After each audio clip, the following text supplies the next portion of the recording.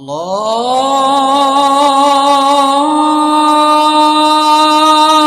أكبر الله أكبر الله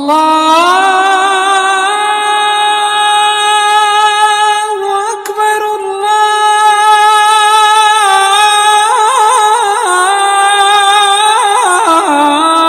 الله أكبر. السلام عليكم ورحمة الله وبركاته.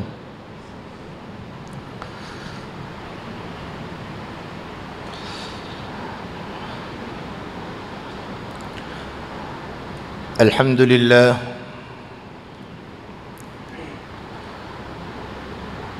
لله رب العالمين،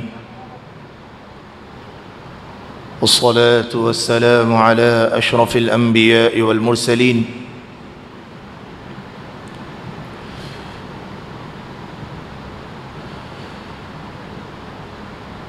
وعلى آله وصحبه أجمعين.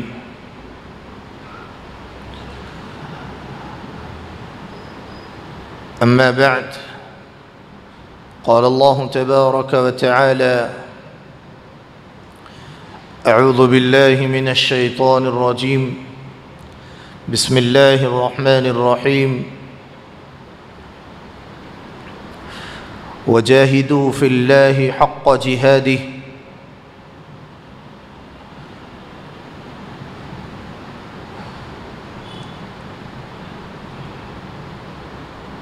قال النبي صلى الله عليه وسلم: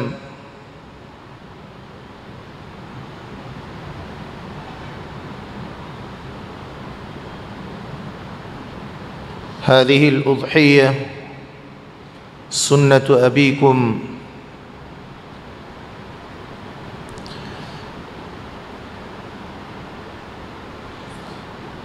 قالوا: يا رسول الله، فما لنا فيها؟ قال: لكل شعرة حسنة، أو كما قال رسول الله صلى الله عليه وسلم. اللهم صل على سيدنا محمد وعلى آل سيدنا محمد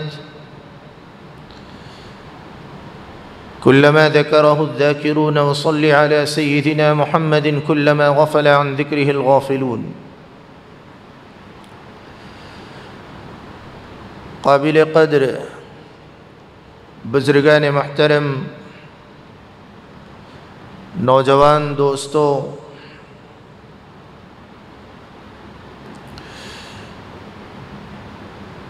اسلامی مہینوں کا سب سے آخری مہینہ ذو الحج کا مہینہ ہوتا ہے۔ ماہ ذو الحج کی اسلام میں بڑی فضیلت اور اہمیت ہے۔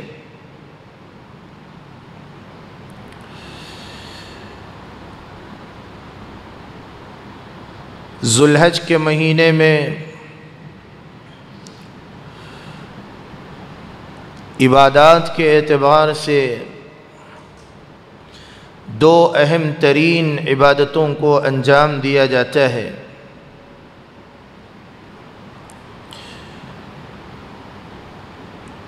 ایک کا تعلق اسلام کے ارکان میں سے ہیں،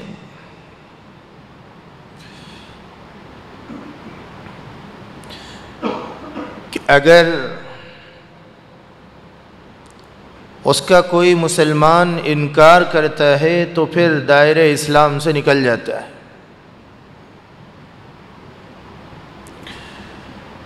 جسے میں اور آپ حج کہتے ہیں،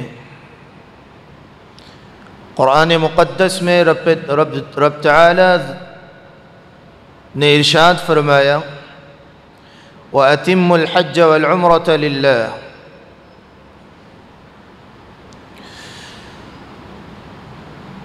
دوسری اہم ترین عبادت جسے قربانی کہا جاتا ہے، قربانی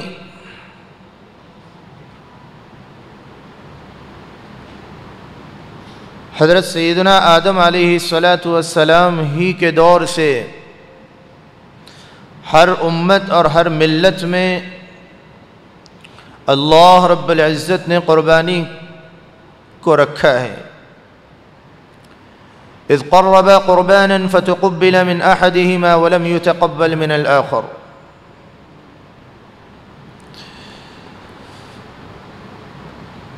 قربانی آپ جانتے ہیں کہ ایک باپ اور ایک بیٹے کی وہ یادگار لمحات اور وہ یادگار گھڑیاں جو رب تعالی جل مجدہ کی بارگاہ میں اتنی زیادہ عاشقانہ اور اتنا زیادہ وہ عمل محبوبانہ لگا کہ قیامت کی صبح تک اس اہم ترین عمل کو اللہ رب العزت نے عبادت بنایا ہے۔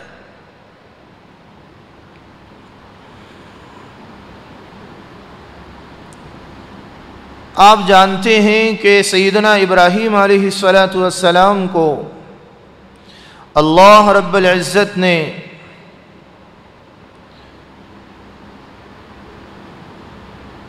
اتنی شہرت عطا فرمائی، اتنی مقبولیت عطا فرمائی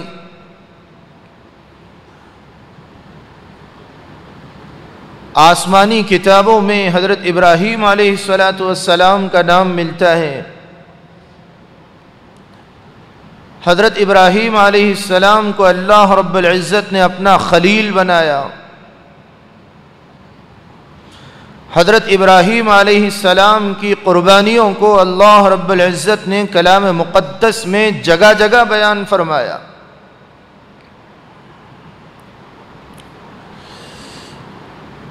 حضرت ابراہیم علیہ السلام کی وہ مقبولیت اور حضرت ابراہیم علیہ السلام کو اللہ رب العزت کی بارگاہ میں وہ مقام اور مرتبہ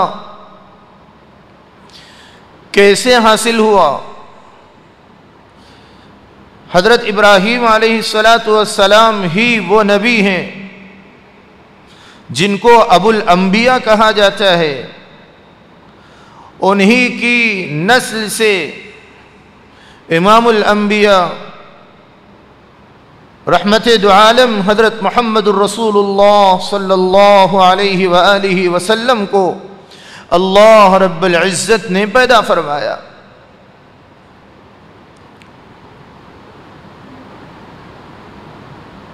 جن کی نسل میں سینکڑوں انبیاء کو اللہ نے پیدا فرمایا۔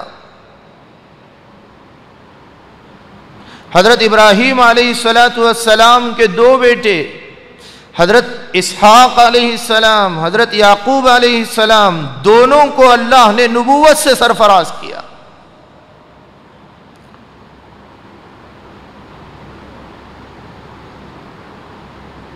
پھر حضرت یعقوب علیہ السلام کے بیٹے حضرت یوسف علیہ السلام، اللہ نے انہیں بھی نبوت سے سرفراز کیا۔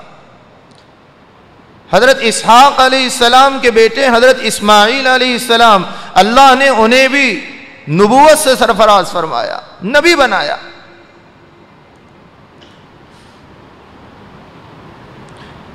اتنی زیادہ اللہ کی قربت، اتنی زیادہ اللہ رب العزت سے دوستی اور اللہ رب العزت کی بارگاہ میں اتنا مقام حضرت ابراہیم علیہ السلام کا قرآن و حدیث میں ہم جو پڑھتے ہیں اور بار بار ہم سنتے ہیں تو ہمیں غور کرنا چاہیے کہ اتنا بلند مقام حضرت ابراہیم کو کیسے حاصل ہوا۔ حضرت سیدنا ابراہیم علیہ السلام کی تاریخ اگر قرآن و حدیث کی روشنی میں ہم پڑھیں گے تو ہمیں اندازہ ہوگا کہ حضرت ابراہیم علیہ السلام نے اللہ کی خاطر ہر قربانی کو بخوشی قبول کیا، ہر قربانی کو بخوشی قبول کیا۔ وطن چھوڑنا پڑا، وطن کو چھوڑنا گوارا کیا۔ والدین کو چھوڑنا پڑا، والدین کو چھوڑنا گوارا کیا۔ قوم کو چھوڑنا پڑا، قوم کو چھوڑنا گوارا کیا،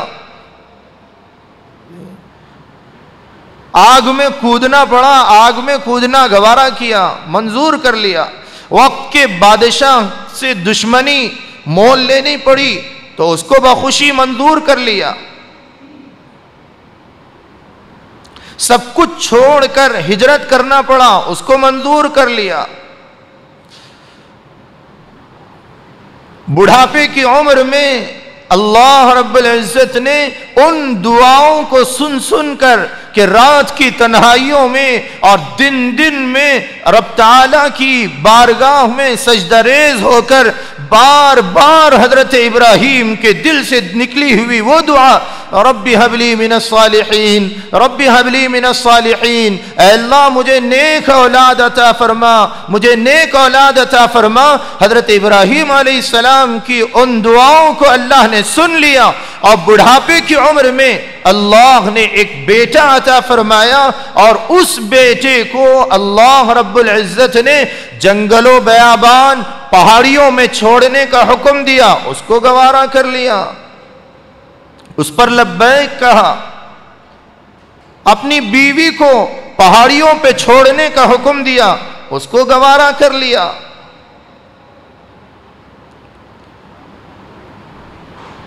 حتیٰ کہ فلما بلغ معه السعی، معصوم بچہ جو بڑھاپے کی عمر میں اللہ نے عطا فرمایا، اس معصوم بچے کو اللہ کی رضا کے لیے قربان کرنے کا اللہ نے حکم دیا، تو اس پر بھی بلا جھجک لبیک کہہ کر آگے بڑھ گئے کہ میں اے اللہ تیری خوشی اگر میرے بیٹے کے ذبح کرنے میں ہے میں اس پر بھی لبیک کہتا ہوں۔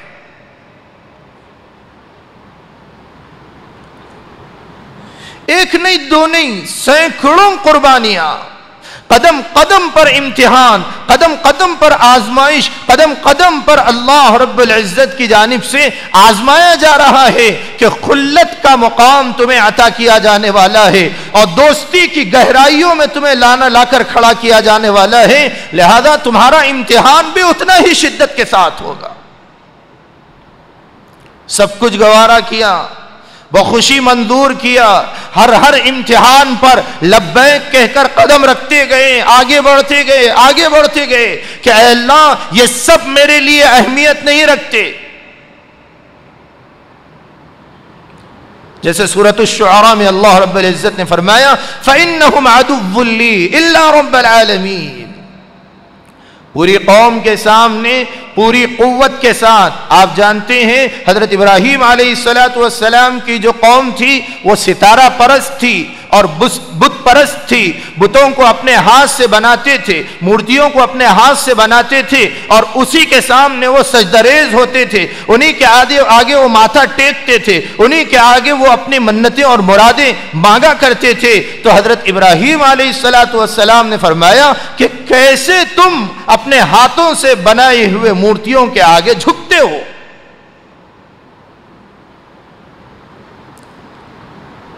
پھر فرمایا فَإِنَّهُمْ عَدُوٌّ لِّي إِلَّا رَبَّ الْعَالَمِينَ، میں ان سب کو اپنا دشمن بناتا ہوں جتنی بتوں کی تم پرستش کرتے ہو، جتنوں کو تم اپنا خدا ٹھہراتے ہو، ان میں سے کوئی میرا اپنا نہیں ہے اور وہ کوئی نہ مجھے نفع پہنچا سکتے ہیں نہ مجھے ضرر پہنچا سکتے ہیں۔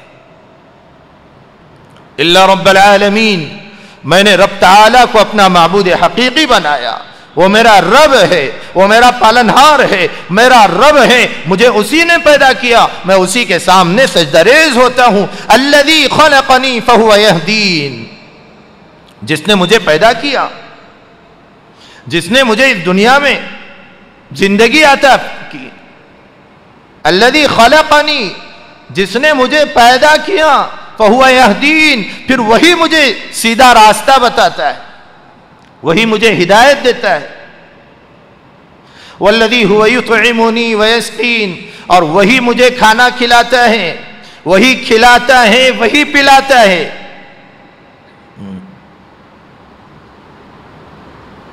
اللہ رب العزت کے کلام پر غور کریں،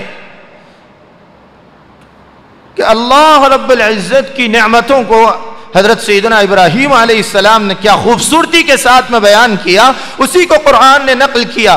الذی خلقنی، جس نے مجھے پیدا کیا، فہو یہدین۔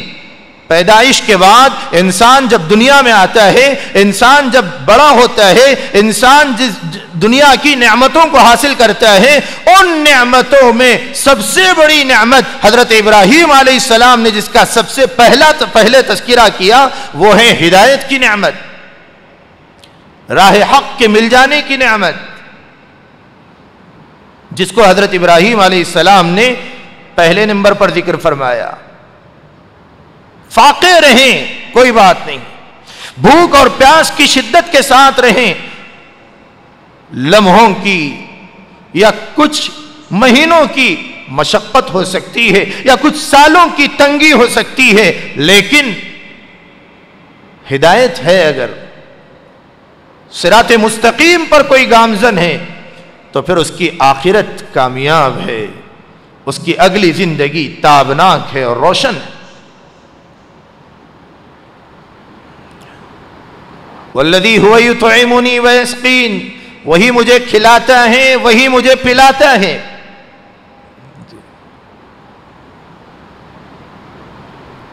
وَإِذَا مَرِضْتُ فَهُوَ يَشْفِينِ، میں جب بیمار ہوتا ہوں تو وہ مجھے شفا دیتا ہے۔ اللہ اکبر۔ حضرت ابراہیم علیہ السلام فرما رہے ہیں میں جب بیمار ہوتا ہوں تو وہی مجھے شفا دیتا ہے۔ والذی اطمع ان یغفر لی خطیئتی یوم الدین، اور مجھے امید ہے کہ وہ میرے گناہوں کو بخش دے گا قیامت کے دن۔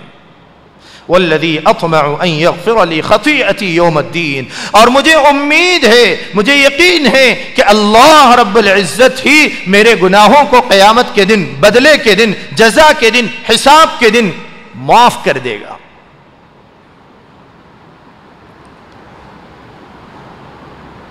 قرآن مقدس کی ان آیات پر غور کرنے کے ساتھ ساتھ مجھے اور آپ کو یہ سوچنا چاہیے کہ حضرت سیدنا ابراہیم علیہ السلام کو اللہ رب العزت نے اتنا بلند مقام جو عطا فرمایا، اپنی خلت سے اللہ نے نوازا، اپنی دوستی کے لیے سارے انسانوں میں سے حضرت ابراہیم کو منتخب کیا۔ وَإِذِ ابْتَلَىٰ إِبْرَاهِيمَ رَبُّهُ بِكَلِمَاتٍ فَأَتَمَّهُنَّ، ابراہیم علیہ السلام کو ان کے رب نے جب آزمایا، امتحان لیا ابراہیم کا چند باتوں میں، تو فَأَتَمَّهُنَّ، تو انہوں نے اس کو مکمل کیا کامیابی کے ساتھ۔ تو اللہ نے کیا فرمایا؟ قَالَ إِنِّي جَاعِلُكَ لِلنَّاسِ إِمَامًا، تو میں تمہیں لوگوں کے لیے رہبر بنا دوں گا، امام بنا دوں گا۔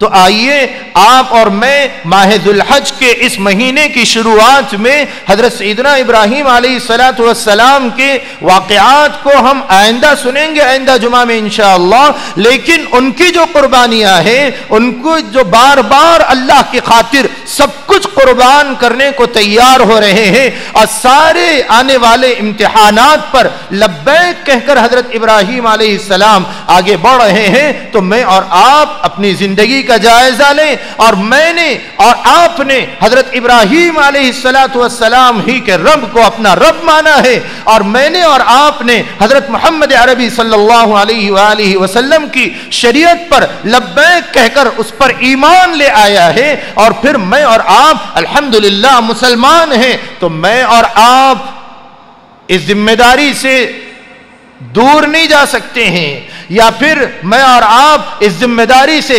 سبکدوش نہیں ہو سکتے ہیں کہ حضرت ابراہیم علیہ السلام کے اس چیپٹر سے صرف نظر کر کے اپنی زندگی گزارا کریں۔ نہیں، مجھے اور آپ کو اللہ رب العزت نے مسلمان بنایا، تو میں اور آپ غور کرنا چاہیے کہ میری زندگی کتنی مسلمان ہے، میری زندگی کتنی مسلمان۔ فرائض کے حد تک میں مسلمان نظر آتا ہوں، مسجد میں مسلمان نظر آتا ہوں، خواہشات میں میں اللہ کا غلام بننے کو تیار نہیں ہوں، العیاذ باللہ، تو یہ بڑے خطرے کی بات ہے، اور ایسے ایمان کی اللہ کو ضرورت نہیں۔ مسلمان ہیں تو تمام تر معاملات میں، زندگی کے ہر شعبے میں مجھے اور آپ کو مسلمان بننا پڑے گا۔ پرسنل لائف میں یا پھر کاروبار میں، معاملات میں، معاشرت میں، گھریلو زندگی میں، اولاد کے ساتھ میں، بیوی کے ساتھ میں، اور پھر کاروبار اور تجارت میں، بزنس میں، جہاں کہیں ہم رہیں، زندگی کے جس شعبے میں ہم رہیں، جوانی میں ہو کہ بڑھاپے میں ہو، سفر میں ہو یا حضر میں ہو، اپنے وطن میں ہو یا وطن سے دور ہو، ہر پل اپنے اوپر یہ ذمہ داری عائد ہوتی ہے کہ سب سے پہلے میں اس بات کا جائزہ لوں کہ آج کے دن اور اب میرے لیے میرے اللہ کا کیا حکم ہے۔ حضرت ابراہیم علیہ السلام کے ان واقعات پر اگر روشنی ڈالیں تو میں اور آپ غور کر سکتے ہیں کہ اگر ہمارے گھر میں نکاح کا معاملہ آ جائے، تقریب کا معاملہ آ جائے، شادی کا موقع آ جائے، یا اپنی اولاد کی نکاح کا معاملہ آ جائے، تو شریعت کو بازو رکھ کر خواہشات کا غلام بن جاتا ہے مسلمان۔ جاب کا مسئلہ آ جائے یا بزنس کا مسئلہ آ جائے تو شریعت کو بازو رکھ کر ناپ تول میں کمی کرنے لگتا ہے مسلمان۔ جاب کا مسئلہ آتا ہے، حلال اور حرام کی تمام تر شریعت کے احکام کو پامال کر کے انسان خواہشات کا غلام بن جاتا ہے۔ بیوی کا معاملہ آتا ہے تو پھر بیوی کے ساتھ انصاف کرنے یا بیوی کے ساتھ معاشرتی زندگی کو صحیح گزارنے میں یا بیوی کے ساتھ اپنی لائف کو شریعت کے احکام کے مطابق گزارنے میں آدمی حضرت ابراہیم علیہ السلام کے اسوے پر نگاہ رکھے کہ جب جب اور جو اللہ کے حکم کے دائرے میں بیوی حکم کرے گی اور بیوی گزارش کرے گی تو میں اس کو ماننے کو تیار رہوں گا، لیکن اللہ رب العزت کے حکم کے خلاف اگر کوئی حکم بیوی دیتی ہے تو میں اس کے خلاف چل کر اللہ کے حکم پر لبیک کہوں گا۔ سینکڑوں مسلمان بے حیائی میں لگ جاتے ہیں اور سینکڑوں مسلمان بیوی کے خاطر اور اپنی اولاد کے خاطر حرام راستوں سے مال کو کمانے میں لگ جاتے ہیں اور ناجائز طریقوں پر رشوت لے کر اپنے گھر کو چلانے کے لیے، زندگی گزارنے کے لیے آرام اور سہولت بخش نعمتوں کو تلاش کرتے ہیں۔ انہیں یاد رکھنا چاہیے کہ وہ خواہشات کی غلامی کرنے سے پہلے ایک دفعہ اسوہ ابراہیمی پر نگاہ ڈالے کہ مجھے اللہ کا حکم پسندیدہ ہے یا بیوی اور بچوں کی غلامی پسندیدہ ہے۔ اگر آدمی اللہ کے حکم کے آگے سرنگو ہو جاتا ہے اور اللہ کے حکم پر لبیک کہتا ہے تو پھر اللہ اپنی دوستی والی لذت اس کی زندگی میں عطا فرماتے ہیں، اور آدمی اللہ کے لیے اپنی زندگی کی خواہشات کو قربان کرتا ہے تو اس کے قلب کو اللہ اپنی دوستی کے لیے قبول فرما لیتا ہے۔ اگر مسلمان اللہ رب العزت کے احکام کو سامنے رکھنے کے باوجود، شریعت محمدی کو سامنے رکھنے کے باوجود اپنی خواہشات کا غلام بن جاتا ہے، اپنی بیوی کے خواہشات کا غلام بن جاتا ہے، اپنی اولاد کی خواہشات کا غلام بن جاتا ہے، یا اپنی جاب کے لیے خواہشات کا غلام بن جاتا ہے، یا اپنے بزنس میں خواہشات کا غلام بن جاتا ہے، تو پھر یاد رکھیں اللہ کی دوستی سے وہ محروم ہو جاتا ہے اور اللہ رب العزت کی بارگاہ سے اسے دور کر دیا جاتا ہے۔ ضرورت اس بات کی ہے کہ سیدنا ابراہیم علیہ السلام کی زندگی کے تمام شعبوں پر ایک مسلمان نظر رکھے اور زندگی کے ہر پل میں اللہ کی مرضیات پر چلنے کا مزاج اپنے اندر پیدا کرے اور قرآن مقدس سے ہدایت کی منزلوں کو تلاش کرنے کے لیے نبوی تعلیمات کی روشنی میں آگے بڑھتا جائے اور ہدایت کی منزلوں کو پاتا جائے۔ اللہ سے دعا ہے اللہ تعالیٰ مجھے اور آپ کو اسوہ ابراہیمی پر نظر رکھ کر زندگی زندگی کے ہر شعبے میں قربانی دے دے کر، خواہشات کی قربانی اور خواہشات کی قربانی دے کر، اولاد کی قربانی دے کر، مال کی قربانی دے کر، جائیداد کی قربانی دے کر، اپنے مال و متاع کی قربانی دے کر، اور خاندان اور رشتہ داروں، احبا اور اعزاء کی جانب سے قربانی دے کر تنہا اللہ کی مرضی پر چلنے کا مزاج اپنے اندر پیدا کرنے کا اللہ رب العزت جذبہ میرے اور آپ کے اندر پیدا فرمائے. آمین. وآخر دعوانا ان الحمد للہ رب العالمین. سنتیں ادا فرما لیں.